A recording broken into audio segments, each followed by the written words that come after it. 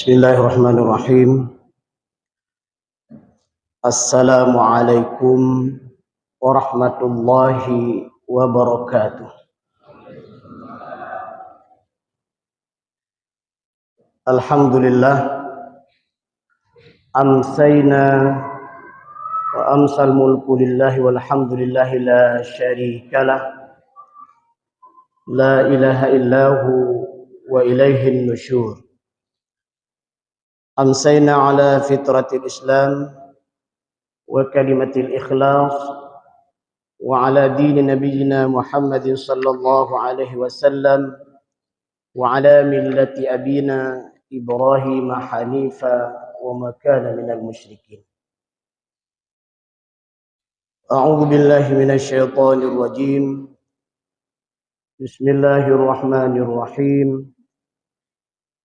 إذا زلزلت الأرض زلزالها وأخرجت الأرض أثقالها وقال الإنسان ما لها يومئذ تحدث أخبارها بأن ربك أوحى لها يومئذ يصدر الناس أشتاتا ليروا أعمالهم فمن يعمل مثقال ذرة خيرا يره ومن يعمل مثقال ذرة شرا يره. Yang artinya apabila bumi digoncangkan dengan goncangan yang dahsyat dan bumi telah mengeluarkan beban-beban berat yang dikandungnya. Dan manusia bertanya, mengapa bumi menjadi begini? Pada hari itu bumi menceritakan beritanya. Karena sesungguhnya Rabb-Mu telah memerintahkan yang sedemikian itu padanya. Pada hari itu manusia keluar dari kuburnya dalam keadaan bermacam-macam supaya diperlihatkan kepada mereka balasan pekerjaan mereka. Barang siapa yang mengerjakan kebaikan sekecil apapun, niscaya dia akan melihat balasannya. Dan barang siapa yang mengerjakan kejahatan sekecil apapun, niscaya dia akan melihat balasannya. Quran surah Al-Zalzalah ayat 1 sampai dengan 8. Jamaah rahimakumullah, tema kajian kita pada malam berbahagia ini adalah tadabbur surah Al-Zalzalah. Sebagaimana kita fahami bahwa surat Al-Zalzalah menceritakan tentang dahsyatnya kiamat kubra. Tentunya bagaimana dahsyatnya kiamat kubra itu bukan hanya diceritakan di dalam surah Al-Zalzalah. Ada surat-surat yang lain, misalnya surah Al-Qari'ah dan surah At-Takwir.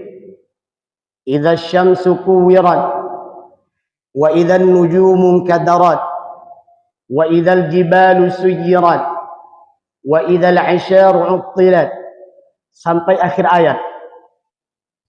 Di sana diceritakan bagaimana ketika bumi itu, langit itu digulung. Masya Allah, hari ini kita melihat begitu damai dan tenangnya langit ada di atas kepala kita.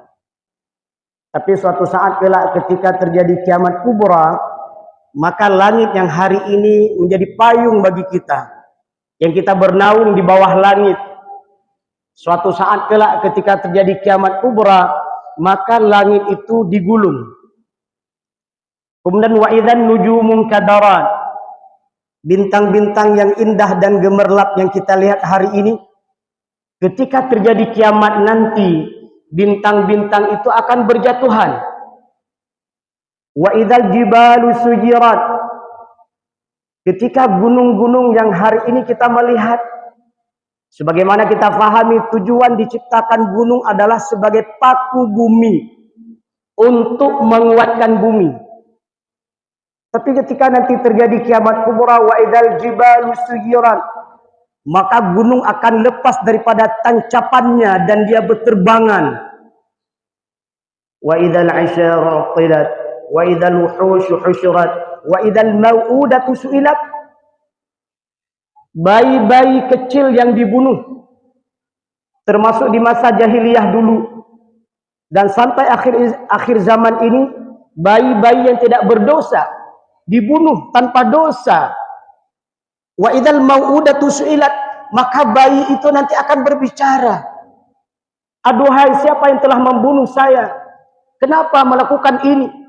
Dan dia menjadi saksi atas semua kezaliman dan kejahatan manusia. Dan seterusnya dan seterusnya. Nah, kita melihat di dalam surah Al-Zalzalah juga menceritakan tentang dahsyatnya kiamat kubra. Dan sebagai orang beriman, rukun iman yang kelima, kita beriman adanya hari akhir. Adanya hari akhir itu tentunya dengan dua bentuk kiamat. Ada kiamat sughra. Kiamat sughra itu sudah cukup banyak. Kita melihat hari ini berbagai macam fenomena, berbagai macam tanda-tanda sudah kita lihat, termasuk mengeringnya sungai Efrat, termasuk bagaimana terjadinya dilegalkan berbagai macam bentuk maksiat. Budak melahirkan tuannya. Perjalanan waktu begitu cepat. Begitulah tanda-tanda kiamat sughra sudah banyak kita melihat hari ini. Dari sekian banyak tanda-tanda kiamat sughra, termasuk diantaranya adalah diangkatnya pemimpin-pemimpin bodoh. Mohon maaf, bukan kalimat saya. Silakan buka hadis-hadis Rasulullah, namanya imaratus sufaha. Jadi pemimpin-pemimpin bodoh yang tidak punya ilmu, tidak paham apa-apa, itu dielu-elukan dan dijadikan sebagai pemimpin. Dalam hadis Rasulullah yang lain juga disebutkan, ada nanti di akhir zaman lahirnya Ruwaibidah. Apa itu Ruwaibidah? Lahirnya orang-orang munafik, lahirnya orang-orang bodoh. Diberikan panggung bagi dia untuk berbicara, dan dia diberikan pangkat dan jabatan. Maka hancurlah kondisi pada saat itu. Sementara orang-orang yang alim, orang-orang yang soleh, orang-orang yang baik, orang-orang yang jujur, tidak ada tempat di akhir zaman. Banyak sekali, silakan. Bukalah Al-Quran, bukalah hadis-hadis Rasulullah. Bagaimana Rasulullah sudah menerangkan itu semuanya. Bagaimana Allah Subhanahu wa Ta'ala sudah menjelaskan itu semuanya. Dan insya Allah pada kesempatan berbahagia ini, kita lihat satu surat saja, yaitu surat Al-Zalzalah. Dengan kita melihat surat ini, tentunya kita bersemangat untuk melihat surat-surat yang lain. Dan sekali lagi adalah tujuan kita mengkaji ini adalah agar kita yakin bahwa ada kehidupan setelah kematian kita. Ada sebuah kejadian dahsyat yang menghancurkan segalanya di atas permukaan bumi ini. Kemudian nanti mulailah kehidupan babak baru. Yauma yubaddalul ardu ghairal ardi. Nanti bumi akan diganti dengan sebuah bumi yang baru. Jamaah rahimakumullah. Dalam surat ini Allah mengkhabarkan apa yang terjadi pada hari kiamat kubra itu. Di mana saat itu bumi bergoncang dengan dahsyatnya dan meruntuhkan semua yang ada di atasnya. Masya Allah, jamaah rahimakumullah. Apa yang kita alami kemarin, tsunami, itu hanya contoh kecil. Contoh kecil daripada tanda-tanda ayat Allah. Hanya laut yang bergejolak. Langit tidak digulung. Matahari tidak berjatuhan. Bintang-bintang tidak berjatuhan. Semua benda-benda langit masih berputar pada porosnya. Belum bertabrakan. Hanya air laut yang surut, kemudian naik kembali. Tapi coba lihat pada saat itu, bagaimana gedung-gedung yang katanya memiliki kekuatan yang hebat ternyata runtuh dan hancur. Bagaimana harta yang dimiliki pada saat itu ternyata hanyut begitu saja. Manusia berlarian. Yang selama ini kita jarang mendengar ada orang berzikir di jalan. Ada orang berdoa di tengah jalan. Dan pada saat itu nampak sekali yauma yafirrul mar'u min akhihi wa ummihi wa abihi wa sahibatihi wa banihi. Semua orang berlarian. Dia lupa kepada sana, karib kerabatnya, dia lupa kepada orang tuanya, dia lupa kepada semuanya. Karena pada saat itu dia sibuk dengan kondisi yang sangat dahsyat. Dia dihanyutkan oleh air. Dengan berbagai macam kisah, ada mereka yang hanyut berjumpa dengan ular yang sangat besar. Subhanallah, ular tersebut menyelamatkan dia. Tapi itu belum kiamat. Itu hanya sebagian tanda-tanda kecil ayat-ayat Allah. Yang tujuannya adalah agar kita sadar. Jamaah rahimakumullah. Dalam surah ini juga digambarkan, akan diterangkan bagaimana setiap amal baik dan amal jelek nanti akan dibalas. Nah, ini secara umum kita lihat. Surah Al-Zalzalah ini merupakan surat ke-99 di dalam Al-Quran. Dinamakan Al-Zalzalah karena kegoncangan. Pada masa sahabat banyak yang memberikan nama dengan Idza Zulzilat. Ada pula yang menamakan Al-Zilzal. Ketiga nama itu diambil dari ayat yang pertama. Mayoritas ulama berpendapat bahwa surat ini turun sebelum hijrah. Jumlah ayatnya ada 8 dan tergolong kepada surat Makkiyah. Namun ada pula sebagian ulama berpendapat bahwa surah ini turun setelah hijrah, khususnya ayat 7 dan 8. Ibnu Katsir, Said Qutb, Buya Hamka termasuk ulama yang berpendapat surah ini tergolong kepada surat Makkiyah. Sedangkan Syekh Wahbah Zuhaili termasuk ulama yang berpendapat surah ini Madaniyah. Nah, silakan nanti dibuka kitab Ulumul Quran. Tidak mungkin kita bahas pada kesempatan ini. Kami yakin ada guru-guru kami yang ahli Ulumul Quran. Nah, silakan nanti dibuka. Dan kalau nanti ada majelis ta'lim Ulumul Quran, silakan nanti diikuti. Indah sekali Ustaz. Indah sekali jamaah rahimakumullah. Ulumul Quran mempelajari apa itu Al-Quran, bagaimana Al-Quran diturunkan. Ya. Kemudian berapa lama Al-Quran diturunkan, mana ayat-ayat Makkiyah, mana golongan ayat-ayat Madaniyah, mana ayat yang tergolong khas, mana ayat yang tergolong 'am. Luar biasa, indah sekali. Ketika kita belajar ulumul Quran, di sana akan terasa indahnya Al-Quran. Jamaah rahimakumullah. Mari kita lihat secara umum saja bagaimana kondisi dan tadabbur surah Al-Zalzalah ini. Dalam tafsir Al-Munir, Syekh Wahbah Zuhaili menyebutkan asbabun nuzul. Turunnya surah Al-Zalzalah ini adalah bahwa ada orang-orang kafir bertanya tentang hari kiamat dan hari perhitungan. Maka Allah turunkan surat ini. Jamaah rahimakumullah. Mari kita melihat sekilas tadabbur dari surah Al-Zalzalah ini sejak dari ayat pertama. Idza zulzilatil ardu zilzalaha. Apabila bumi digoncangkan dengan goncangan yang dahsyat. Maksudnya adalah bumi bergoncang dari bawahnya. Bisa lihat dalam tafsir Al-Quran Al-Azim. Hal ini sebagaimana firman Allah dalam surat lainnya, ya ayuhan nasu taqu rabbakum inna zalzalatas sa'ati syai'un 'azim. Surah Al-Had ayat 1. Hai manusia, bertakwalah kepada Rabbmu. Sesungguhnya kegoncangan hari kiamat itu adalah suatu kejadian yang sangat besar dan dahsyat. Kata idza zulzilatil ardu zilzalaha digunakan dalam Al-Quran untuk menunjukkan sesuatu yang pasti akan terjadi. Masya Allah. Sedikit kita melihat kaidah bahasanya. Kata idza yang digunakan dalam ayat ini adalah menunjukkan bahwa idza itu berbeda dengan in.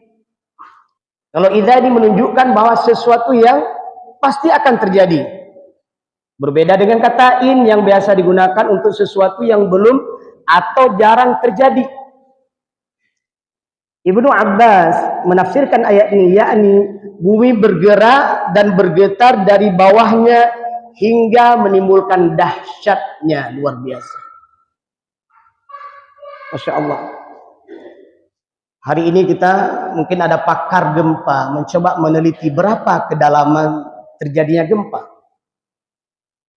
Dan subhanallah, sesungguhnya berapa jumlah lapisan bumi ini?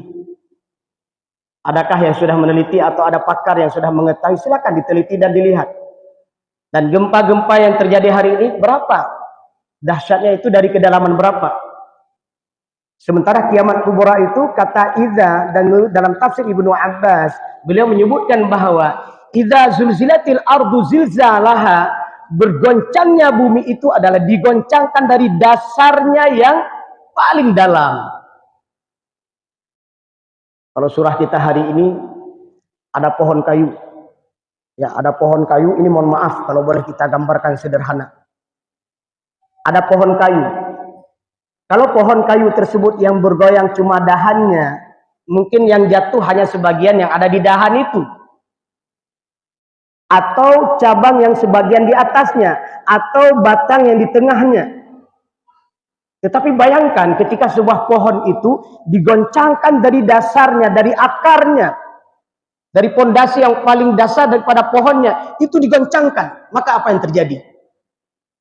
Seluruh batang, seluruh cabang, seluruh daun, dan seluruh buah-buahannya itu akan berjatuhan. Begitulah ketika terjadi dahsyatnya digoncangkan bumi itu, maka bumi itu bergoncang dari dasarnya. Sebuah goncangan yang sangat dahsyat. Wallahu a'lam. Ketika ayat ini kita bahas, maka menetes air mata kita. Terenyuh jiwa dan hati kita.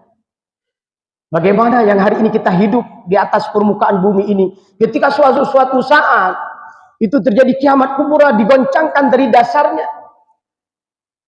Maka di surat yang lain yang kita sampaikan tadi, langit digulung, matahari berjatuhan, bintang-bintang berjatuhan, kemudian gunung-gunung berterbangan, kemudian bumi ini bergoncang dari dasarnya. Masya Allah. Terjadi sebuah goncangan yang sangat dahsyat. Bukan hanya di bawahnya digoncangkan, tapi langitnya juga digulung, matahari juga berjatuhan, bintang-bintang berjatuhan. Berapa banyak benda-benda yang ada di atas lagi di antariksa sana, yang hari ini berputar pada porosnya, juga nanti akan bertabrakan. Jatuh meteor saja kita sudah nggak tahu. Atau benda-benda sesuatu dari angkasa yang jatuh ke bumi, dahsyatnya luar biasa. Ini ayat yang pertama. Ayat yang kedua, wa akhrajatil ardu asqalaha, dan bumi telah mengeluarkan beban-beban berat yang dikandungnya. Para ulama mengatakan bahwa ayat tersebut berarti bumi mengeluarkan mayit atau mayat. Manusia-manusia yang sudah mati di dalamnya. Lihat tafsir Al-Quran Al-Azim. Masya Allah.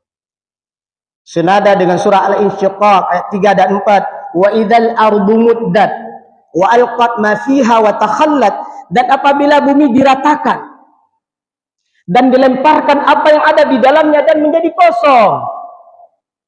Masya Allah, ini kalau ayat ini dikaji oleh ahli ilmu bumi. Apa nama ilmu bumi? Zoologi. Mereka mengetahui bagaimana kondisi bumi, berapa lapisan bumi, bagaimana keadaan bumi. Apa saja benda-benda yang ada di dalam bumi yang hari ini ditambang. Ada batu bara, ada nikel, ada timah, ada emas. Berbagai macam benda yang sangat dahsyat ada di dalam bumi, ada biji besi yang kandungannya luar biasa. Kita tidak tahu di kerak bumi lagi ada apa. Maka di sini disebutkan wa akhrajatil ardu athqalaha, ketika semua isi yang ada di dalam bumi, yang dikandung itu di dalam bumi, beban-beban beratnya itu dikeluarkan. Termasuk di sini disebutkan bahwa manusia-manusia yang telah wafat, manusia-manusia yang telah mati sejak Nabi Adam. Ya, ini sebagaimana sering kita membaca surah Yasin. Qalu ya wailana Man ba'atsana min marqadina. Ayat ini ditujukan kepada orang-orang kafir. Qalu ya wailana man ba'atsana, aduhai celaka kami. Siapakah yang telah membangunkan kami dari tidurnya kami? Man ba'atsana min marqadina. Baru pada saat itu orang-orang kafir mengatakan hadza ma wa'adar rahman. Ternyata benar janji Allah. Ternyata benar janji Tuhan. Dan benarnya para rasul yang telah menyampaikannya. Nah, ini orang kafir. Jadi orang-orang kafir yang sudah mati itu dengan tidurnya nyenyak di dalam bumi, walaupun mereka juga ada disiksa juga itu. Babak belur diselesaikan, dihajar oleh malaikat. Tapi dengan tidurnya yang sangat panjang, tiba-tiba dibangunkan lagi. Dan mereka sudah menduga bahwa celakanya mereka. Jamaah rahimakumullah. Pengulangan kata ardu pada ayat kedua ini menunjukkan bahwa goncangan gempa ini terjadi di seluruh wilayah bumi. Masya Allah. Kata ardu diulang 2 kali. Para mufassir menyebutkan bahwa kejadian dahsyat tersebut bukan sebagian bumi, bukan seperempat bumi, bukan setengah bumi, tapi pengulangan kata ardu di sini menunjukkan bahwa goncangan dahsyat itu terjadi di seluruh wilayah bumi. Bukan seperti gempa bumi yang kita lihat hari ini. Di sebuah daerah lagi gempa, kita tidak gempa. Di daerah sana terjadi angin topan, puting beliung. Nah, di sini tidak ada. Nah, ini hanya kecil sekali terjadi. Tapi pengulangan kata ardu di sini menunjukkan terjadinya goncangan yang dahsyat itu di seluruh wilayah bumi.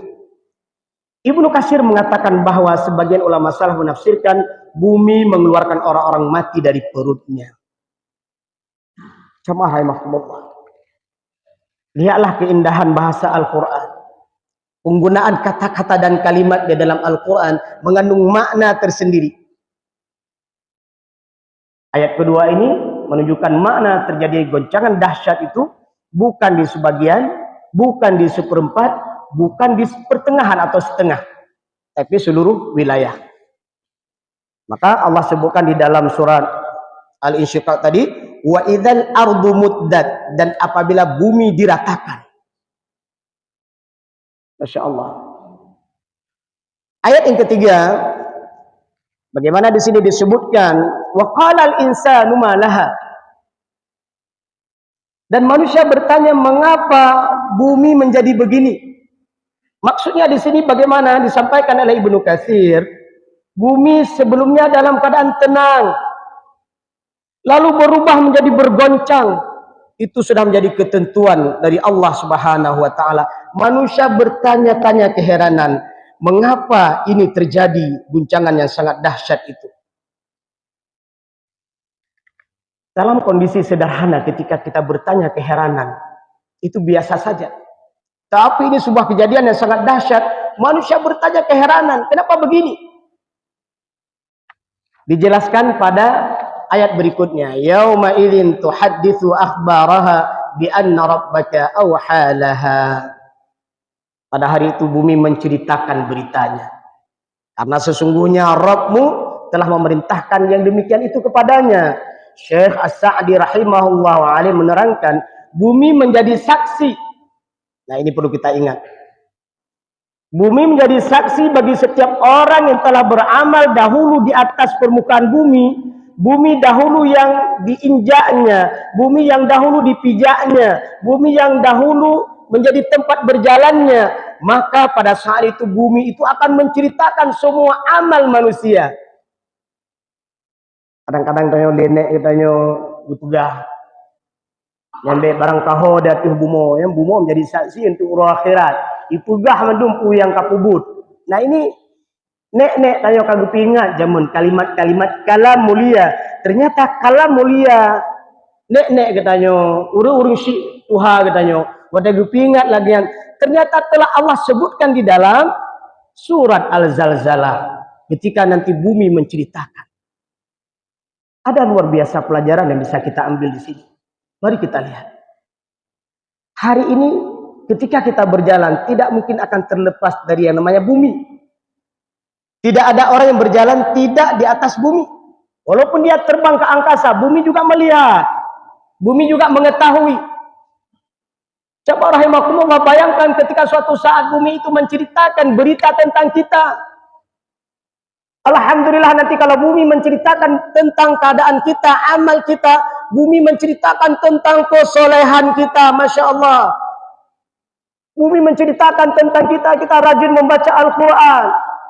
Bumi menceritakan tentang kita bolak-balik kita ke masjid. Saat kita pulang ke rumah rindu ingin hadir ke masjid. Salat 5 waktu berjamaah. Kita berbuat baik dengan tetangga kita. Kita menjadi pemimpin mengayomi rakyat kita. Kita menjadi rakyat yang sayang kepada pemimpin kita. Masya Allah, bayangkan ketika bumi nanti bercerita, maka cerita bumi itu cerita baik-baik saja. Masya Allah. Ini luar biasa perasaan kita. Tapi bayangkan ketika nanti bumi akan menceritakan semua kejahatan dan kezoliman kita. Bumi akan menceritakan bagaimana seorang penguasa yang jahat. Sejak dari Fir'aun. Ya. Fir'aun dan kawan-kawannya, Qarun. Bumi akan bercerita bagaimana kesombongan Fir'aun yang mengaku diri sebagai Tuhan, membunuh orang-orang di jalan Allah, membunuh para nabi, membunuh anak-anak bayi, merampas. Saya ada baca sebuah tulisan menarik sekali untuk kita kaji, tapi tidak mungkin kita sampaikan pada kesempatan berbahagia ini. Apa judulnya? Belajar dari Fir'aun bagaimana merusak negara. Itu lengkap sekali. Siapa nanti? Ya, silakan nanti baca kisah Fir'aun. Saya ada satu diktat cukup menarik. Judulnya adalah belajar dari Fir'aun bagaimana Fir'aun merusak negara.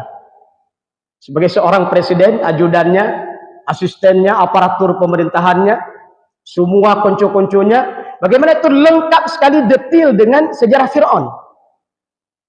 Kita berdoa jangan sampai kisah Fir'aun ini terulang dalam kehidupan kita. Na'udzubillah. Nah, ini pertanyaan sederhana adalah, saat bumi menceritakan berita tentang kita, apa yang kita inginkan? Pasti jawabannya adalah kita ingin seperti yang pertama tadi. Nah, kalau itu yang kita inginkan, maka ada komitmen dalam perjalanan hidup kita. Dimanapun, kapanpun, dalam keadaan macam apapun, pastikan kita baik-baik selalu. Masya Allah, ini kami melihat para jamaah yang Masya Allah, wajah orang-orang soleh, amin. Wajah-wajah penghuni surga, Masya Allah.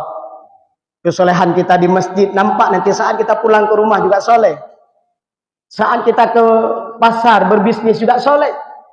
Insya Allah nanti ini kan lagi viral-viralnya akan ada pemilihan pemimpin-pemimpin yang taat dan soleh. Insya Allah mudah-mudahan ya, dengan ceramah singkat ini menyadarkan kita bagaimana seorang pemimpin nanti bisa menjadi pemimpin yang baik dan soleh. Karena Rasulullah menjanjikan pemimpin itu tempatnya hanya 2. Surga atau neraka, nggak ada tempat lain.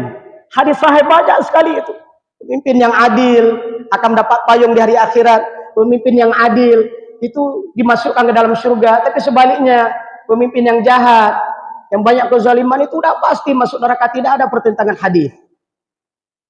Masya Allah. Ternyata pada saat itu bukan hanya bumi yang menceritakan tentang kita. Dalam surah Yasin itu, al-yawma nakhtimu ala afwahihim wa tukallimuna aydihim wa tashhadu arjuluhum. Tangan, kaki kita akan menceritakan tentang amal kita. Maka dalam surat lain Allah menyebutkan wa qalu li juludihim, kulit. Wa qalu li juludihim lima syahidtum alaina. Kulit nanti akan menceritakan semua kondisi kita. Bayangkan. Bumi menceritakan keadaan kita. Semua panca indera kita akan menceritakan kondisi kita. Mulut kita dikunci, nggak bisa lagi berbicara. Maka bayangkan di sana kita tidak bisa berdusta. Kita tidak bisa membohongi Allah. Tapi bayangkan pengadilan-pengadilan dunia hari ini, mohon maaf. Pengadilan-pengadilan dunia banyak sekali kebohongan dan kezolimannya. Orang baik-baik dibohongi dengan para saksi yang bohong, hakim yang bohong, semuanya bohong, tulisannya bohong, semuanya bohong. orang baik akhirnya masuk penjara. Mohon maaf. Ini bukan kata saya menjelaskan tafsir ayat ini. Tapi pernahkah kita menyadari kita bisa berbohong di dunia, kita bisa berbagai macam cara melakukan untuk menipu di dunia, tapi di akhirat tidak bisa. Di akhirat tidak bisa, semua menjadi saksi nantinya. Nah, ketika kita membaca ayat ini, yaumaidin tuhadditsu akhbaraha bi anna rabbaka awhalaha. Maka rasanya tidak ada tempat bagi kita di dunia berbuat jahat, tidak ada tempat bagi kita di dunia berbohong, tidak ada tempat di dunia berbuat kezaliman, tidak ada itu semuanya. Yang ada hanya kejujuran, kebaikan dan kesolehan. Saya ingin bertanya pada jamaah yang hadir, sepakat kita yang ada hanya kejujuran, kebaikan dan kesolehan. Kenapa? Karena kita takut nanti saat bumi bercerita, cerita kita cerita yang tidak baik. Belum lagi nanti saat menerima amal kita, Iqra kitabak, ada malaikat lagi, Masya Allah. Masya Allah, ada malaikat kiri dan kanan kita yang mencatat amal baik dan amal jahat kita. Coba lihat, begitu lengkapnya, ya, begitu lengkapnya seluruh sistem, seluruh makhluk Allah yang ditugaskan untuk mencatat kondisi diri kita. Tidak ada sedikit pun yang terlupa. Allah menyebutkan wa kullu saghirin wa kabirin mustafar. Dari yang paling kecil sampai yang paling besar, semua tercatat dengan rapi. Malaikat yang telah mencatat amal kita nanti akan membawa kita ke hadapan Allah sebagaimana Allah sebutkan di dalam surat Qaf. Malaikat yang bersama kita nanti, bersama malaikat yang menjaga surga atau neraka, itu akan mendampingi kita nantinya. Maka ditampakkan catatan kita di hadapan Allah Subhanahu wa taala. Ketika Allah tengok catatan kita, ternyata catatan kita itu jahat, zalim. Maka apa kata Allah? Alqiya fi jahannam. Lemparkan oleh kalian berdua orang tersebut kepada api neraka jahannam. Dahsyat sekali. Selanjutnya jamaah rahimakumullah, ayat ke-6 Allah menyebutkan yauma idzin yasdurun nasu ashtatan liyarau a'malahum.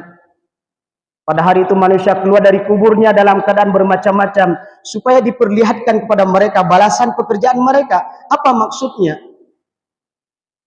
Pada hari kiamat manusia dikeluarkan dari bumi dalam keadaan beraneka ragam, lalu ditampakkan kebaikan dan kejelekannya.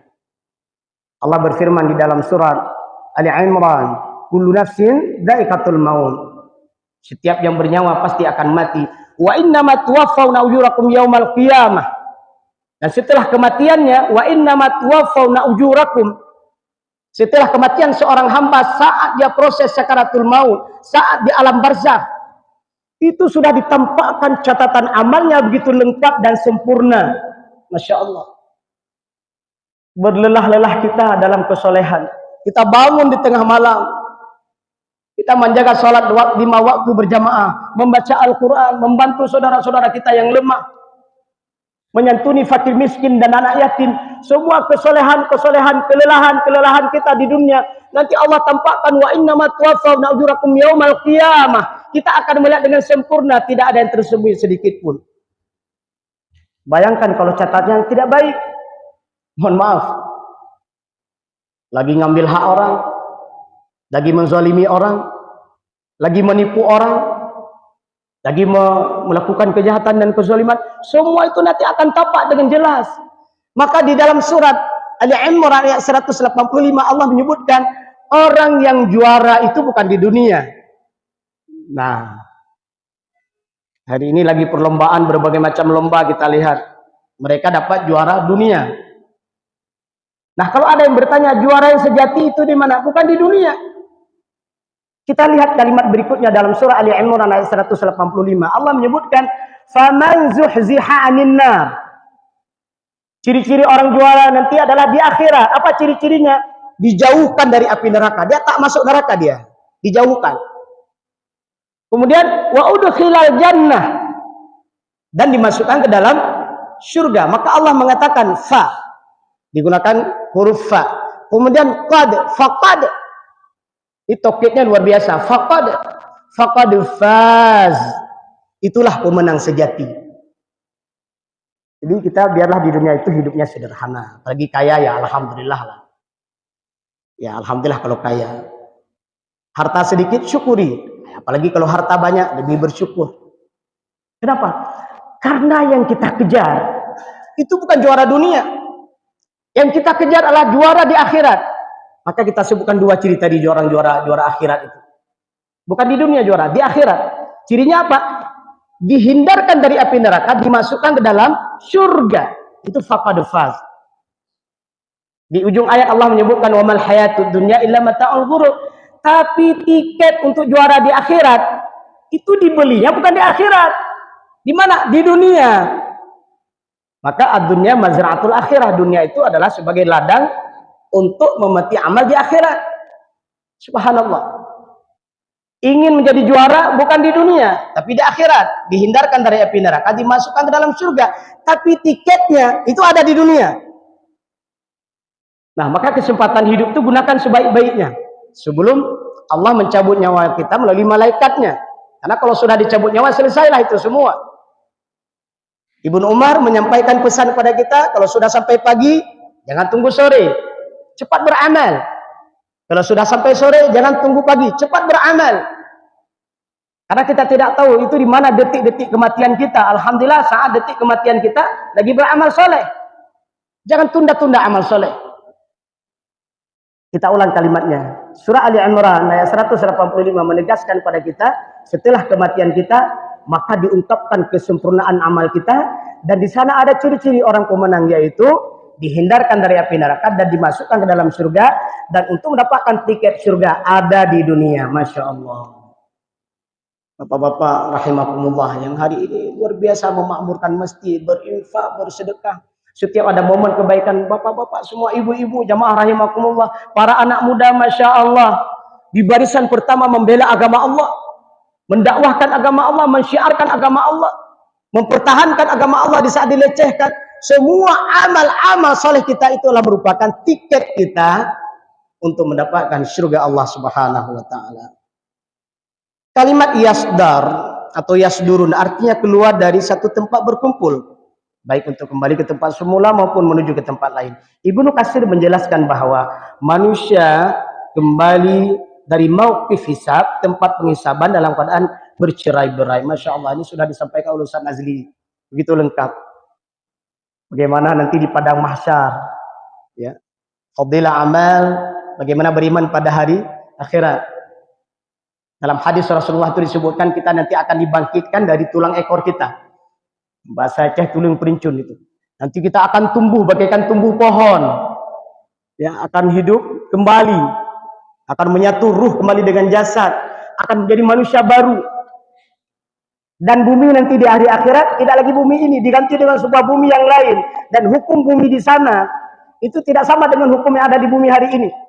Bagaimana ketika Rasulullah menyebutkan ada orang pada saat itu keringatnya itu selutut, ada yang sepinggang, ada yang sedadanya, ada yang sehidungnya, ada yang di atasnya.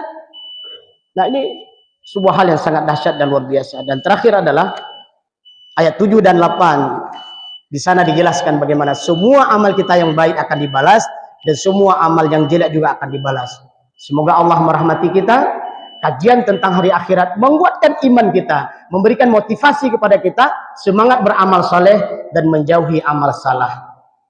Alhamdulillahirabbil alamin. Subhanakallahumma wa bihamdik asyhadu an la ilaha illa anta astaghfiruka wa atubu ilaika. Assalamualaikum warahmatullahi wabarakatuh.